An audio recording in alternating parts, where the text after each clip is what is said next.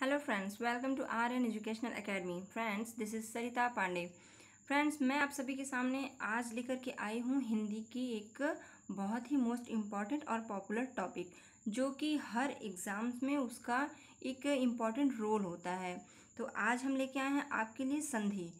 संधि पढ़ेंगे दोस्तों। हिंदी में एक बहुत ही महत्वपूर्ण रोल प्ले करता है, जगह अपना उसका है, जो कि हर सब्जेक्ट के लिए आप समझते हैं कि इम्पॉर्टेंट है। हिंदी हर सब्जेक्ट में, चाहे वो आपका टेट हो, सुपर टेट हो, केवीएस हो, या फिर आपके कोई भी कॉम्पिटिटिव लेवल के एग्ज़ाम, चाहे वो एसएससी हो, रेलवे हो, कोई भी हो, तो हिंदी आरओ एआरओ सब में हिंदी रहता है।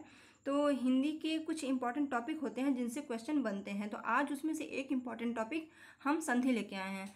तो फ्रेंड्स, आप ही लोगों में से कुछ दोस्तों का ये रिक्वेस्ट था कि संधि पढ़ाया जाए, तो मैंने कहा ठीक है, संधि हम लेकर के आते हैं।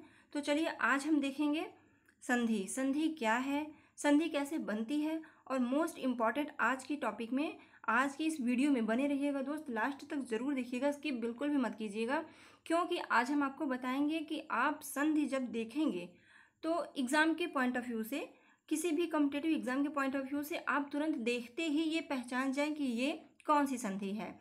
बस और क्या चाहिए, यही तो चाहिए होता है कि एग्ज़ाम में अगर आया कि ये कौन सी संधि है, तो हम देखते ही हमारा नज़र पड़े और हम ये पहचान जाएं कि ये कौन सी संधि है। तो दोस्तों, आज हम इसी टॉपिक पर ज़्यादा फोकस करेंगे कि ये कौन सी संधि है, और संधि को समझेंगे भी। तो दोस्तों, देखते रहिएगा, और अभी सब्सक्राइब कर लीजिए हमारा चैनल, क्योंकि हर वीडियो जो होगी आपके लिए बहुत ही इफ़ेक्टिव होगी आपके पॉइंट ऑफ व्यू से एग्ज़ाम के। तो चलिए आज हम हिंदी का संधि का टॉपिक स्टार्ट करते हैं। ओके, चलिए देखते हैं यहाँ पे संधि है क्या। दोस्तों, बात करें संधि की, तो संधि जो होती है वो दो समीपवर्ती वर्णों के मेल से जो विकार, विकार हम नहीं कहेंगे क्योंकि कहा जाता है, लिखा जाता है विकार, लेकिन उसको अगर आप अपने शब्दों में अगर ढाल करके उसे कहें तो वो आपको ज़्यादा समझ में आता है। तो दो समीपवर्ती वर्णों के मेल से जो परिवर्तन होता है वह संधि कहलाता है। अब पहले देखिए, समझिए कि समीपवर्ती वर्णों के मेल से, तो वर्ण क्या है? मुख से उच्चारित होने वाला वह ध्वनि, वह छोटी से छोटी ध्वनि जिसके और टुकड़े न किए जा सकते, सबसे लघुतम ध्वनि जो होती है वो वर्ण होता है। वर्ण को ही हम अक्षर कहते हैं। वर्ण अर्थात अक्षर। सबसे लघुतम ध्वनि जो होगी, वर्ण या ध्वनि जो होगी, उसको वर्ण को हम अक्षर भी कहते हैं। तो उन्हीं का मेल होता है। तो उस मेल से जो परिवर्तन होता है उसे हम संधि कहते हैं, वो संधि कहलाता है। और संधि में सबसे पहले दोस्तों, शब्द का जो देखिए दो पद होता है इसमें। तो अंतिम पद, दो पद होते हैं, प्रथम पद और अंतिम पद। तो इन दोनों पदों को अगर लिया जाए तो प्रथम पद का आखिरी भाग, संधि में पहले पद के अंतिम वर्ण को और दूसरे पद के आदि वर्ण यानी प्रथम स्टार्टिंग वर्ड को का मेल होता है। तो जब मेल होता है तो उससे संधि बनती है। अब हम यहाँ आपको बताएंगे, देखिए जैसे आप उदाहरण में देख रहे होंगे, देव प्लस आलय लिखा हुआ है। देव प्लस आलय, देव जो है आपका पहला वर्ड, इस वर्ड का दोस्तों देखिए, देव का आखिरी बताया गया कि पहले पद का अंतिम वर्ण और दूसरे पद का प्रथम वर्ण। तो पहले पद का अंतिम वर्ण व और दूसरे पद का प्रथम वर्ण आ। अब हम यहाँ ये ध्यान देंगे कि देव में अ है, जिसे कि हम स्वर कहते हैं। स्वर संधि की बात हो रही है यहाँ पर, अभी संधि की बात हुई है, आगे हम बताएंगे कौन सी संधि है। तो यहाँ देखिए, देव में अ है और आलय में भी आ है, तो अ और आ के मिलने से आ बनता है। इस तरीके से समझेंगे, अ और आ के मिलने से आ बनता है। तो पहले आप ये समझ लीजिए कि देव, व में अ मिला हुआ है। अगर व में हलंत होता तो उसे हम व्यंजन मानते, क्योंकि जब किसी भी व्यंजन में हलंत लग जाता है तो उसमें से स्वर निकल जाता है। स्वर क्या होता है? एक स्वतंत्र ध्वनि होती है, जिसे किसी और की सहायता की, उच्चारण में सहायता की आवश्यकता नहीं होती। लेकिन व्यंजन को उच्चारण के लिए स्वर की आवश्यकता होती है। प्रत्येक व्यंजन में स्वर जो होता है समाहित होता है, लेकिन स्वर जो है स्वतंत्र होता है। तो यहाँ देव लिखा है, देव प्लस आलय से हो जाएगा देवालय, और जगत प्लस नाथ से हो जाएगा जगन्नाथ, मनः धन योग से हो जाएगा मनोयोग। तो आप देख रहे हैं जगत प्लस नाथ, ये जो दूसरा है जगत प्लस नाथ, तो जगत में देख रहे हैं आप त में हलंत लगा हुआ है, तो जगत क्या है? त, और न क्या है? ये दोनों व्यंजन है, अर्थात व्यंजन के मेल से बना जगन्नाथ। और मनः क्या है? विसर्ग है पहले पद में और दूसरे पद में व्यंजन है, तो विसर्ग और व्यंजन के योग से बना है मनोयोग। अब यहाँ हम एक चीज़ पर ध्यान देंगे कि किन किन परिस्थितियों में ये जो वर्ड है ये आपस में जुड़ते हैं, किन किन परिस्थितियों में। तो देखिए 4 ही परिस्थिति ऐसी होती है जबकि वर्ड वर्ड आपस में जुड़ते हैं। वो 4 परिस्थितियाँ कौन कौन सी होती हैं ध्यान देंगे। स्वर स्वर का मेल होता है, स्वर से स्वर जुड़ता है, स्वर प्लस स्वर बराबर होता क्या है, स्वर संधि होती है। और व्यंजन से व्यंजन जुड़ता है तो व्यंजन संधि होती है। और व्यंजन में स्वर भी जुड़ सकता है तो भी व्यंजन संधि होगी। और विसर्ग में स्वर या व्यंजन कुछ भी जुड़ेगा तो विसर्ग संधि होगी। मतलब ये हम मानेंगे कि प्रथम पद जो होता है स्वर रहेगा, और लेकिन स्वर संधि में स्वर स्वर सजातीय दोनों जुड़ेंगे, तो स्वर से स्वर का मेल होगा तो स्वर संधि बनेगा, जैसा कि आपका ये पहला है स्वर संधि देवालय। और प्रथम पद व्यंजन ही होना चाहिए व्यंजन संधि के लिए। प्रथम पद व्यंजन होगा, साथ ही में स्वर भी हो सकता है दूसरा पद और व्यंजन भी हो सकता है, तो आपका व्यंजन ही बनेगा। तो दूसरा पद जगन्नाथ आपका व्यंजन है। और मनः धन योग पहला पद विसर्ग होना चाहिए। उसके बाद दूसरा पद आपका जो है, दूसरे पद में आपका स्वर भी हो सकता है और व्यंजन भी हो सकता है। तो मनः प्लस योग में विसर्ग प्लस स्वर या व्यंजन के योग से बनता है आपका विसर्ग संधि। पहला पद जो है उसे ज़्यादा महत्व दिया जाता है। आप ये भी समझ सकते हैं पहला पद जो होगा वही होगा आपका संधि। तो देवालय में स्वर संधि, जगतधन नाथ में व्यंजन संधि, मनः योग में विसर्ग संधि। ये तो आपकी संधि हो गई। कहा जाए कि संधि के कितने प्रकार होते हैं, तो संधि के 3 प्रकार होते हैं। कौन कौन से? स्वर संधि, व्यंजन संधि और विसर्ग संधि। तो दोस्तों संधि का जो टॉपिक है बहुत ही बड़ा होता है, तो आज हम देखेंगे स्वर संधि को। आज स्वर संधि को पूरी तरीके से हम देखेंगे।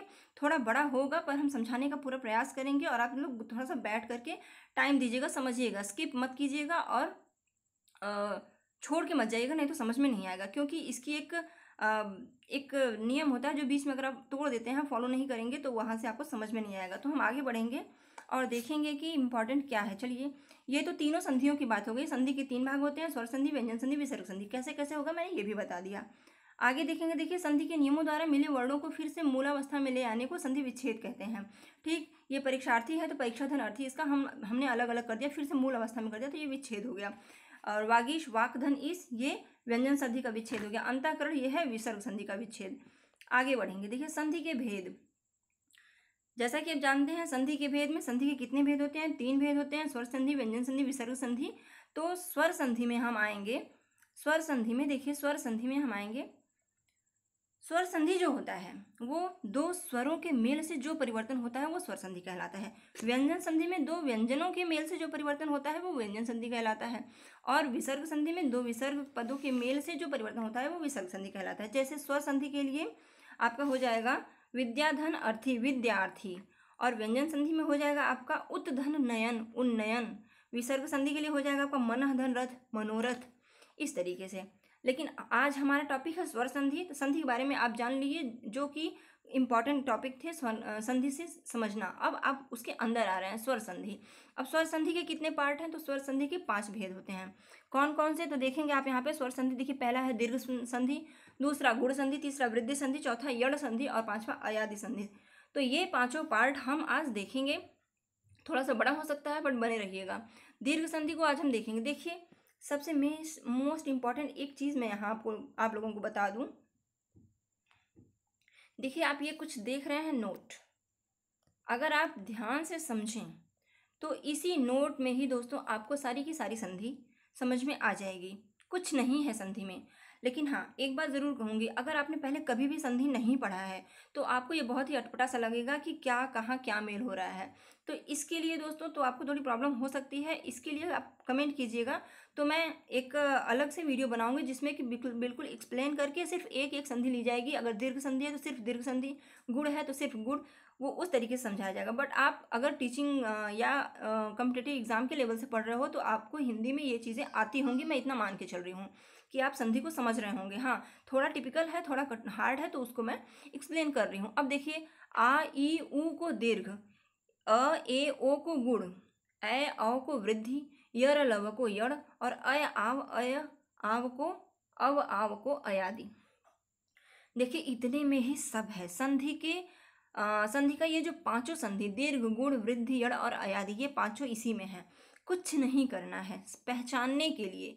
आ, बड़ी ई और बड़ा ऊ, इन तीनों को ध्यान में रखिए। आ, बड़ी ई और बड़ा ऊ, ये 3 जहाँ भी मिलेंगे जहाँ पर भी संधि होगी उसमें आप देखेंगे जो संधि का परिवर्तन होता है उस शब्द में आपको ये मिलेगा आ बड़ा ई बड़ा ऊ, तो वो दीर्घ ही होगा। एग्जाम्पल के थ्रू हम समझाएंगे आपको। और जहाँ पर ए और ओ मिलेगा वो गुण संधि ही होगा। ए और औ मिलता है तो वृद्धि हो जाती है। ए गुण संधि और वृद्धि संधि को तो आराम आराम से समझ सकते हैं कि गुण क्या है ए और ओ, और वृद्धि क्या हो जाएगा, ए से बड़ा है वृद्धि ए और ओ से बड़ा है तो वृद्धि हो गया औ। इस तरीके से समझेंगे। और यड़ के लिए यर लव, और अयादि में क्या होता है अय आय अव आव। इस तरीके का एहसास होता है बोलने में। चलिए आगे बढ़ेंगे। अगर आपने काफ़ी अच्छे से पढ़ा है तो ये सिर्फ ये तीन लाइन आपको संधि आराम से बता सकता है। बट अगर आप थोड़े से वीक हैं संधि के मामले में, नहीं अगर समझ में आ रहा है तो आगे देखिए अच्छे से समझ में आएगा। देखिए दीर्घ संधि है। दीर्घ संधि क्या होता है, ह्रस्व या दीर्घ अ ई उ के पश्चात क्रमशः ह्रस्व या दीर्घ अ ई उ स्वर आए तो दोनों मिलकर दीर्घ होता है। ये देखिए ये रूल और रेगुलेशन है जो कि संधि का व्याकरण के तरीके से, व्याकरणिक रूल रेगुलेशन जो हैं ये तो याद करने होते हैं, समझने होते हैं। अगर आपको नहीं समझ में आता तो छोड़िए, ये सब समझ लेंगे तो और भी अच्छी बात है। आप वीडियो को स्किप करके वीडियो को पॉज करके रोक करके देखिएगा और कैसे क्या हुआ है ये समझिएगा।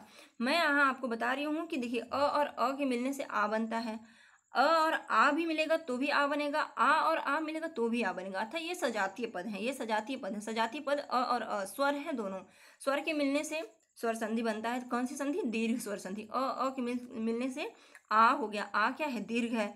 और ई बड़ी ई बनेगी वो भी दीर्घ है, और बड़ा ऊ बनेगा वो भी दीर्घ है। तो दीर्घ में यही तीनों बड़े बड़े बनते हैं, बड़ा आ बड़ी ई बड़ा ऊ। अब देखिए धर्म प्लस अर्थ। धर्म में अ है, पहले पद में अ है और दूसरे पद के भी प्रथम में स्टार्टिंग में अ है। अ और अ मिलने से आ हो गया तो हो गया धर्मार्थ। स्वधन अर्थी, स्व में भी अंत में अ है, अर्थी का अ जो है स्टार्टिंग इसमें भी अ है, अ मिलने से आ हो जाएगा। तो दोस्तों अब एक्सप्लेनेशन तो एग्जाम्पल तो इसमें बहुत सारे हैं, अगर मैं सारा एक एक करके बताऊंगी तो बहुत ज़्यादा टाइम लगेगा। तो दोस्तों यहाँ पर बस ये समझिए कि हम कैसे पहचानेंगे कि ये दीर्घ संधि है। ठीक है, एग्जाम में आपको 4 ऑप्शन मिल गया और आपको बताया, पूछ रहा है कि दीर्घ संधि कौन सा है। आपको कई सारी संधियाँ दे दी गई और उसमें वर्ड दे दिया गया, उसमें एक दे दिया गया जो कि दीर्घ है। कैसे समझेंगे कि बस यही दीर्घ है। देखिए आ बड़ी ई बड़ा ऊ, बस यही ढूंढिए। देखिए जैसे यहाँ पे स्वार्थी है, हम एक ले लेते हैं एग्जाम्पल के तौर पे। स्वार्थी है तो स्वार्थी में आ जो है मध्य में, सेंटर में, एकदम सेंटर में। मैं इसलिए कह रही हूँ क्योंकि जब दो स्वरों का मेल होता है, दो व्यंजन का मेल होता है, या संधि में क्या होता है, मेल ही होता है। मेल होने से जो परिवर्तन होता है, तो जो रिजल्ट आता है, वो जो शब्द मिलता है हमें, वो शब्द में हम बीच में ही देखेंगे ना, क्योंकि मेल होता है तो परिवर्तन मध्य में ही होता है और मध्य के परिवर्तन को ही माना जाता है।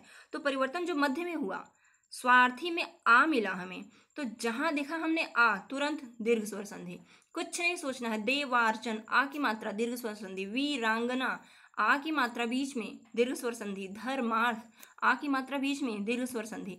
आगे बढ़ेंगे, देखिए मतानुसार, देवालय, नवागत, सत्याग्रह, देवागमन। क्या दिख रहा है सब आपको, आपको सब में दिख रहा होगा बीच में आ सब में आ की मात्रा है बीच में, ध्यान दीजिएगा। सभी हो जाएंगे आपके दीर्घ स्वर संधि। जहां दिखे आपको बीच में सेंटर में वाक्य बन रहा है आ से, दीर्घ स्वर संधि। और क्या, आगे बढ़ेंगे। देखिए सीमांत, दिशांतर, रेखांतर, हमने ये सारा एग्जाम्पल ले लिया है इसलिए क्योंकि आप समय से बैठेंगे तो आप ये सारा कुछ बना करके भी सीख सकते हो अपने से। परिवर्तन कैसे होगा, आ और अ के मिलने से आ बनेगा, आ के मिलने से आ बनेगा। सभी सजातीय ही होंगे। अब देखिए जो ई मैंने कहा बड़ी ई, ये भी एग्जाम्पल देख लेते हैं। देखिए ई प्लस ई के मिलने से बड़ी ई होती है। अब ई और ई के मिलने से जब बड़ी ई होती है तो बनेगा कैसा एग्जाम्पल आपका, देखिए अतीव, कुविंद्र, मुनीन्द्र, कपींद्र। बड़ी ई जहां भी देखिए वहां पे आप तुरंत समझिए ये दीर्घ स्वर संधि है। बड़ी ई दीर्घ स्वर संधि। अगर यहाँ पर छोटी ई लिख करके बीच में कोई आ जाए तो बिल्कुल ध्यान दीजिएगा, छोटी ई अगर लिख करके आए तो नहीं होगा, बड़ी ई ही होगा। दीर्घ का अर्थ ही होता है बड़ा। तो आ बड़ी ई बड़ा ओ। देखिए ये सभी बड़ी ई, गिरीश बड़ी ई, परीक्षा बड़ी ई, हरीश बड़ी ई, योगींद्र बड़ी ई, लक्ष्मीक्षा बड़ी ई। ये सब दोस्तों हम प्रैक्टिस के लिए रखे हैं, आप लोग इसे पॉज करके प्रैक्टिस कीजिएगा। देखिए बड़ी, अब यहाँ से आप देख रहे हैं ऊ प्लस ऊ के मेल से बड़ा ऊ बनता है। तो अब बड़ा ऊ में भी जो आ जाएंगे, देखिए भानुदय ऊ की मात्रा बड़ा ऊ, बधुदय बड़ा ऊ, गुरुपदेश बड़ा ऊ, लघुत्तर बड़ा ऊ, लघूर्मी बड़ा ऊ, ये सभी क्या हैं? ये सभी दीर्घ स्वर संधि हैं। तो बस कई बार मैं बोल चुकी, आप भी बस इसको रिवाइज कीजिए। क्या? दीर्घ स्वर संधि के लिए आ, बड़ी ई, बड़ा ऊ, बस यही तीन, आ, बड़ी ई, बड़ा ऊ, यही तीन जब भी दिखेंगे दीर्घ स्वर संधि। आगे बढ़ेंगे, देखिए ये सभी आपके दीर्घ स्वर संधि का है। आई होप दीर्घ स्वर संधि आपको समझ में आया होगा फ्रेंड्स। थोड़ा टिपिकल टॉपिक है, 2 से 3 बार आप ये वीडियो देखेंगे बिल्कुल अच्छे से समझ में आ जाएगा। आगे बढ़ेंगे, देखिए गुण स्वर संधि में। अब गुण स्वर संधि में क्या है? गुण संधि जो है अ और आ के बाद ई और ई मिलता है, या ऊ से री स्वर बन जाए तो वहाँ मिलने से क्रमशः ए, ओ और अर हो जाते हैं। देखिए कुछ भी मिल जाए, ठीक है। वैसे मिलता अ और आ के बाद ई है, तो अ और ई के मिलने से ए बनता है।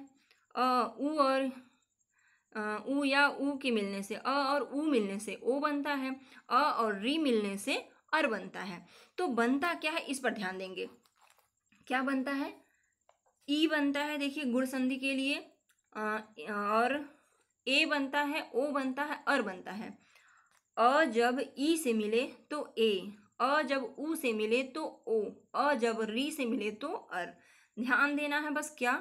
ए, ओ, अर, ये 3 शब्द देखिए, ए, ओ, अर, ये 3 शब्द जो हैं, ये आपको जहाँ भी परिवर्तन हुआ शब्द मिलेगा, संधि बनी हुई मिलेगी, तो उसमें आप यही ढूंढेंगे। ए की मात्रा एक सिंह, ओ की मात्रा और अर जहाँ भी दिखेगा वो होगा आपका गुण संधि। आइए एग्जाम्पल देखते हैं। अ प्लस ई के मेल से ए, जो मैंने अभी बताया। नर, नर में क्या है?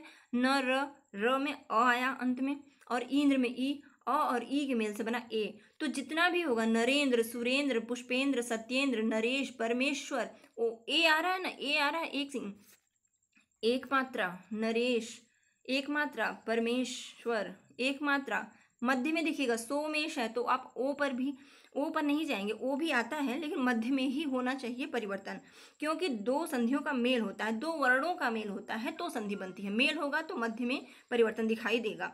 तो सोमेश एक ही मात्रा, कमलेश एक ही मात्रा, रमेंद्र एक ही मात्रा, महेंद्र एक ही मात्रा। दोस्तों जहां दिखे एक ही मात्रा तुरंत समझिए गुण संधि, जहां दिखे एक ही मात्रा तुरंत गुण संधि। आगे बढ़ेंगे, जहां दिखे ओ की मात्रा, देखिए अ प्लस ऊ, अ और ऊ के मिलने से ओ बनता है। वीर धन उचित, वीर में अ, उचित का ऊ, अ और ऊ मिला तो क्या हुआ? वीरोचित। मानवोचित, मानव प्लस उचित मानवोचित, पर प्लस उपकार परोपकार। इस तरीके से आपको क्या दिख रहा है दोस्तों? ओ की मात्रा, एक मात्रा और एक पाही, ये क्या बना? ओ की मात्रा। तो क्या हो रहा है? परोपकार। ये ओ की मात्रा जहां दिखे आपका होगा गुण संधि, जहां दिखे ओ की मात्रा गुण संधि। अब आगे बढ़ेंगे, देखिए हमने क्या क्या कहा? ए, ओ और अर परिवर्तन होता है तो क्या मिलता है? ए, ओ, अर। ए हो चुका, ओ हो चुका, अब अर। जलोर में देखिए, इसमें भी ओ की मात्रा, जलो ओ है ना, ओ का उच्चारण जब भी हो समझिए गुण संधि। ए का उच्चारण जब भी हो मध्य में समझिए गुण संधि। और अर का उच्चारण हो, अर का उच्चारण कैसे होगा? देखिए आगे आपको मिल रहा है, देखिए महोर्मी और देवर्षि, सप्तर्षि, राजर्षि। थोड़ा सा ध्यान देने की बात है कि जब अर की मात्रा होती है तो संधि तो बीच में ही हो रहा है, लेकिन मात्रा होती है जो अर की, वो जाकर के उस पर लगता है ना, आगे वाले पर लगता है ना। तो यहाँ पे जब भी मिलेगा अर की मात्रा लास्ट में मिलेगा, इसको आप मध्य में नहीं लेंगे, लास्ट में मिलेगा। देवर्षि, सप्तर्षि, राजर्षि, महर्षि, ये सभी क्या होंगे आपके? अर।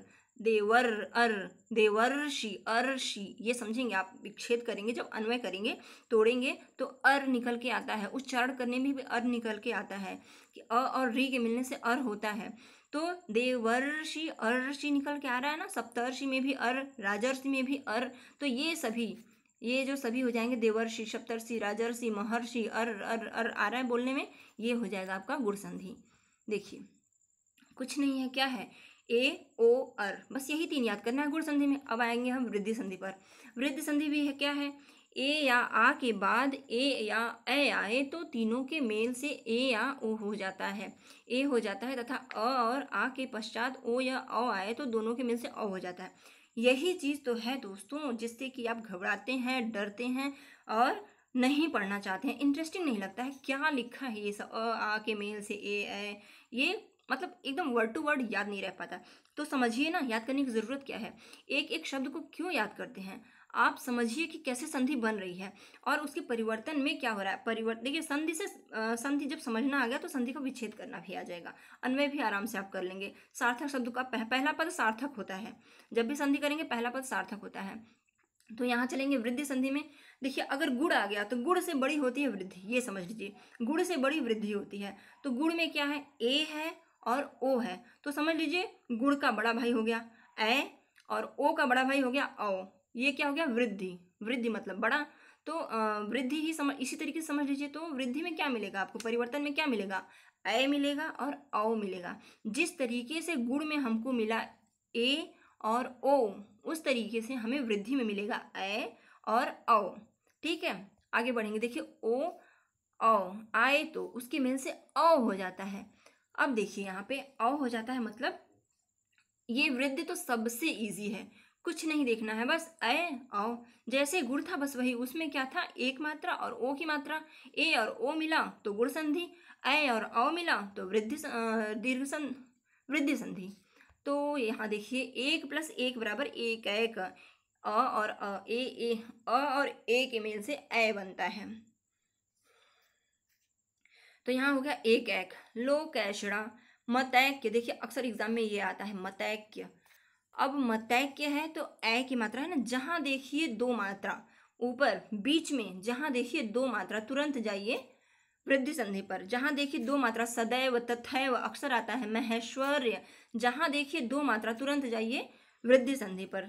तो ये क्या है, बस यही तो है वृद्धि संधि। अब हम औ पर जाएंगे, जिस तरीके से ओ बना उसी तरीके से औ होगा। वन धन औषधि, अ और ओ के मेल से औ बनता है। दंत प्लस ओष्ठ दंतौष्ठ, परम धन औदार्य परमौदार्य, परम प्लस औषध परमौषध।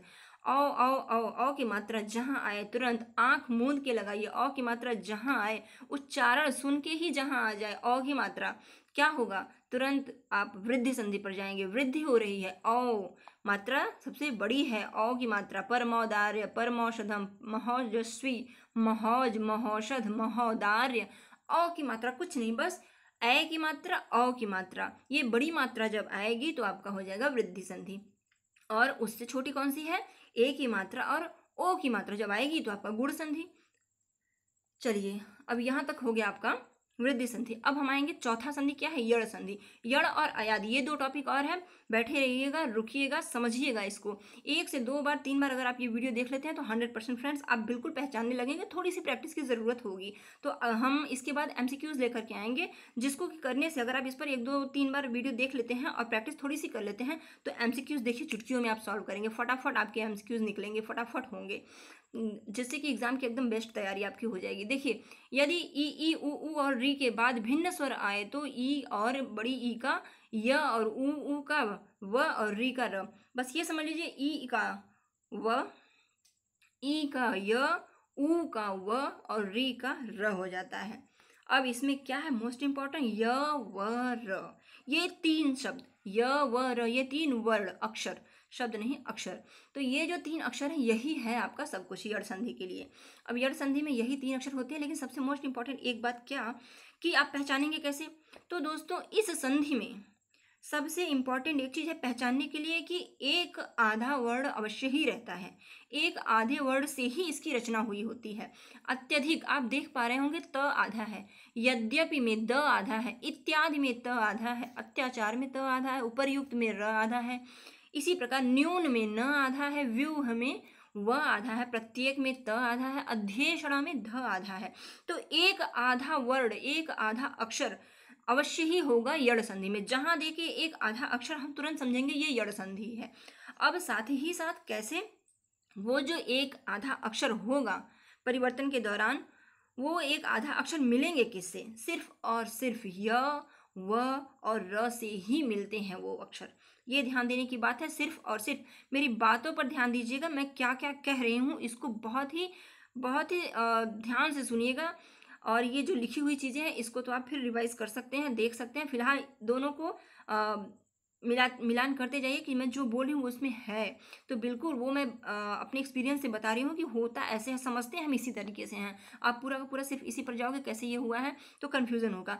उसके साथ साथ मेरी बातों को सुनिए और समझिए। देखिए, आधा जो अक्षर होता है वो आधा अक्षर अवश्य ही मिलेगा यड़ संधि में, और वो आधा अक्षर सिर्फ और सिर्फ य से जुड़ा होगा, व से जुड़ा होगा और र से जुड़ा होगा। फॉर एग्जाम्पल हम देखते हैं उदाहरण में, देखिए अत्यधिक त जुड़ा है आधा अक्षर य से। यद्यपि, यद्यपि द्य क्या होता है, द प्लस य, आधा द है य से। इत्यादि में त जुड़ा है य से। अत्याचार में य से। उपर्युक्त में उपर्युक्त र जुड़ा है य से। अत्युत्तम प्रत्युत का न्यून, न्यून देखिए आधा न किससे जुड़ा है दोस्तों, य से। य ही तो है वो शब्द जो कि जिससे कि ये जुड़े हुए हैं। इससे हम समझते हैं प्रत्येक अक्षर आता है। अध्यक्षरा दिव्यागमन, वह देखिए आधा जुड़ा है, लेकिन किससे जुड़ा है, य से। आधा अक्षर कोई भी हो सकता है, हमारे पूरे व्यंजन में से कोई भी हो सकता है, लेकिन वो जुड़ेंगे किससे, वो जुड़ेंगे पूरे एक अक्षर से जो कि होता है य व र। य से भी जुड़ सकते हैं, व से भी जुड़ सकते हैं, र से भी जुड़ करके अपना संधि बना सकते हैं। पूरा एक परिवर्तन उन्हीं से जुड़ करके होता है। सिर्फ और सिर्फ 3 शब्द याद रखने हैं, य व र। जहां भी मिले एक अधूरा शब्द जो कि जुड़ा हो य से या व से या र से, तो बिल्कुल वहां आपका हो जाएगा यड़ संधि। देखिए सख्या, ख है आधा, ये आधा ख जुड़ा है किससे, य से। देखिए नद्येश्वर, आधा द य से। स्वच्छ, अब यहाँ आप देखेंगे आधा स जुड़ा है, किससे जुड़ा है, व से। तो वह भी तो मैंने बताया ना, य व र, सिर्फ य ही य नहीं, य व र, सिर्फ ये 3 है। 3 याद करना कौन सी बड़ी बात है। देखिए कितना इजी है। स्वच्छ, आधा स जुड़ा है व से। अन्वय, अन्वय में क्या है, आधा न है, बिल्कुल है, हम समझ गए कि यड़ है, लेकिन हम ध्यान देंगे किससे जुड़ा होना चाहिए। अगर इसके अलावा किसी और चीज़ से जुड़ा होता है तो वहाँ हो सकता है मात्रा मिल जाए या कुछ और मिल जाए जिससे कि वो और संधि बन सकती है। तो अगर आधा है तो आप ये भी ध्यान देंगे कि य व र से ही जुड़ना चाहिए। तो यहाँ हो जाएगा, देखिए मध्वालय, आधा ध है जो कि व से जुड़ा है। अन्वित, व से। प्रभेषणा, व से। अन्वेषणा, व से। देखिए गुरबोधन, ये भी देखिए व में जुड़ा है। और वध्वागमन, आधा ध है व से। भ्वादि, आधा भ है व से। पितृ अनुमति, अब इसमें आप थोड़ा सोचेंगे कहाँ है पितृ अनुमति, तो त्र। त्र क्या है दोस्तों, त्र भी तो अधूरा शब्द है। त्र बनता कैसे, देखिए त्र कैसे बनता है, त प्लस र के मेल से ना बनता है त्र। जब त्र प्लस र के मेल से बनता है तो त्र, आपको आधा त मिला ना, तो त्र किससे जुड़ा, र से। मैंने कहा य व र, त जुड़ा र से बिना पितृ अनुमति, त जुड़ा र से बना मात्राज्ञा, पित्राज्ञा, मातृक्षा, पितृक्षा। तो आधा त है, त्र बनने का अर्थ हुआ त प्लस र।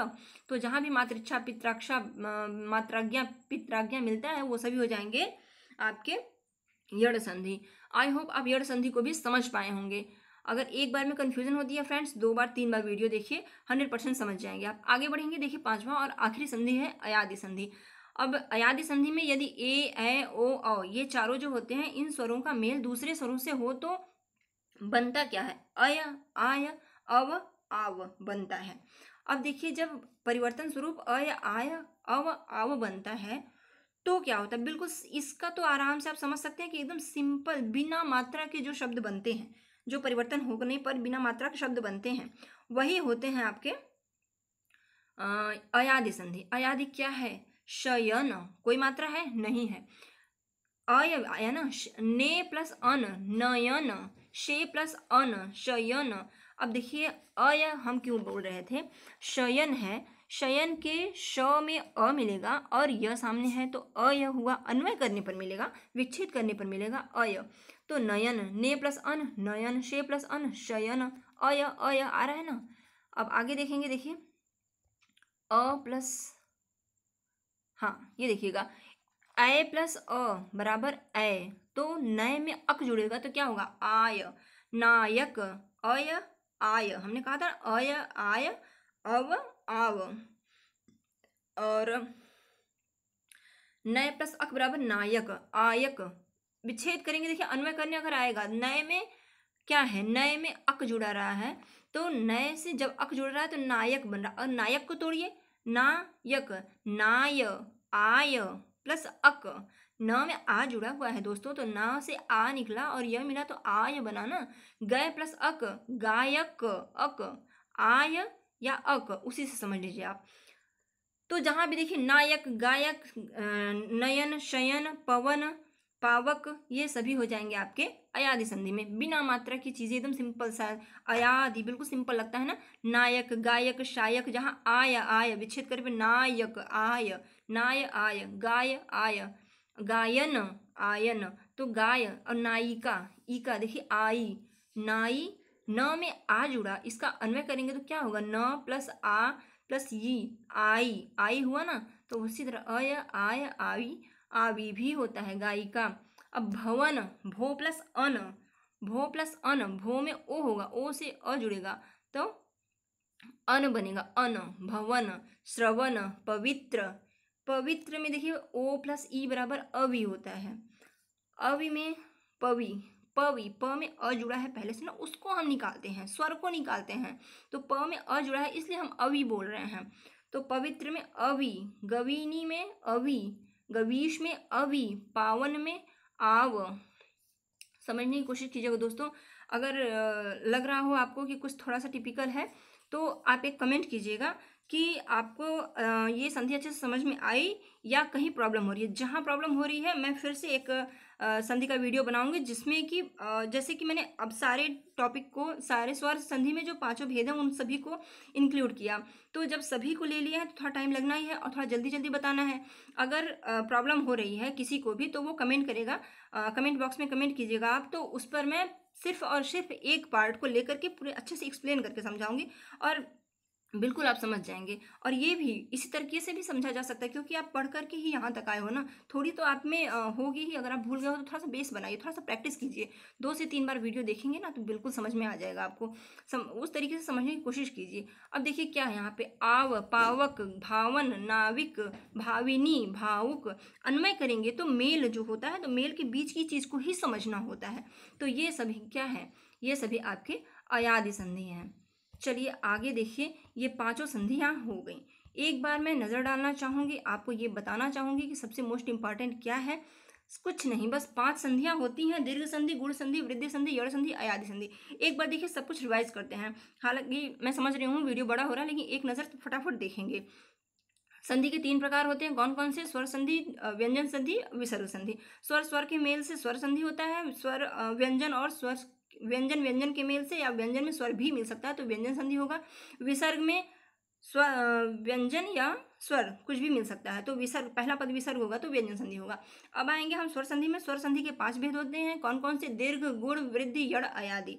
अब दीर्घ, गुण, वृद्धि, यड़, अयादि, इन पांचों में हम एक एक को देखेंगे। देखिए दीर्घ में क्या है, दीर्घ में सिर्फ आ ई उ, आ ई उ हमें जहाँ मिलेगा परिवर्तन हुए शब्द के सेंटर में, केंद्र में हम देखेंगे आ, बड़ी ई, बड़ा उ देखेंगे तो वहाँ आप तुरंत देखते ही मारेंगे कि ये दीर्घ संधि ही है। बिल्कुल कोई आपको गलत कर ही नहीं सकता।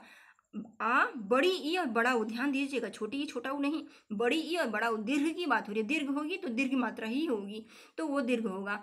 ए और ओ की मात्रा, जहाँ देखिए परिवर्तन स्वरूप जो शब्द मिलेगा आपको, संधि विच्छेद का, संधि का जो शब्द मिलेगा परिवर्तन में जहां मिले आपको ए और ओ, गुण संधि, 100% गुण संधि होगा। और वृद्धि कैसे हो जाएगी, वृद्धि में क्या होगा, एक जगह पे ए हो जाएगा, ओ की जगह पे अ हो जाएगा, ओ और अ मिलता है तो वृद्धि संधि।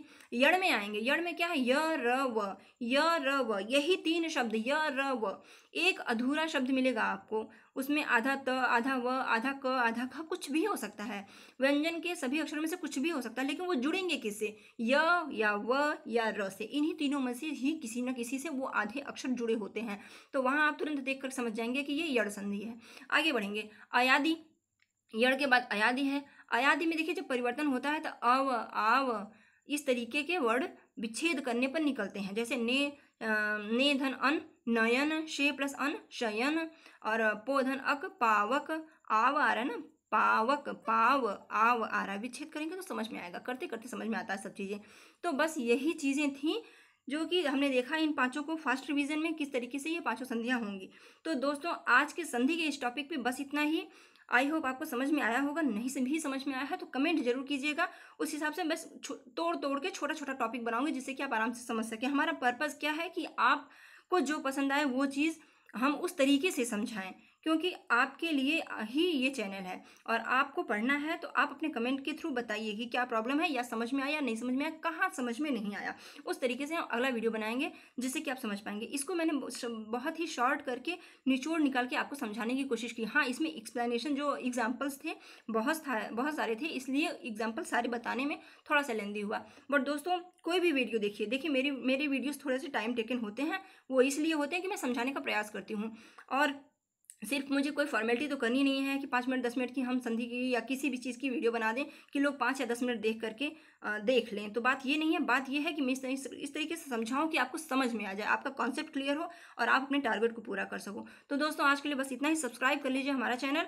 और आज के ये स्वर संधि हुई, आगे हम लेकर के आएंगे व्यंजन संधि और उसके बाद फिर विसर्ग संधि। इसी तरीके से अब हिंदी के ग्रामेटिकल जो होते हैं, ग्रामर से रिलेटेड आपका संधि, समास और प्रत्यय, उपसर्ग और रस, छंद, अलंकार, ये सभी हम देखेंगे एक एक करके। तो दोस्तों, बने रहिएगा हमारे साथ। सब्सक्राइब कर लीजिए, अगर आपने अभी तक सब्सक्राइब नहीं किया सब्सक्राइब कर लीजिए, और बेल आइकन जरूर प्रेस कर दीजिएगा, उससे आपके डेली के नोटिफिकेशन आपको मिलते जाएंगे।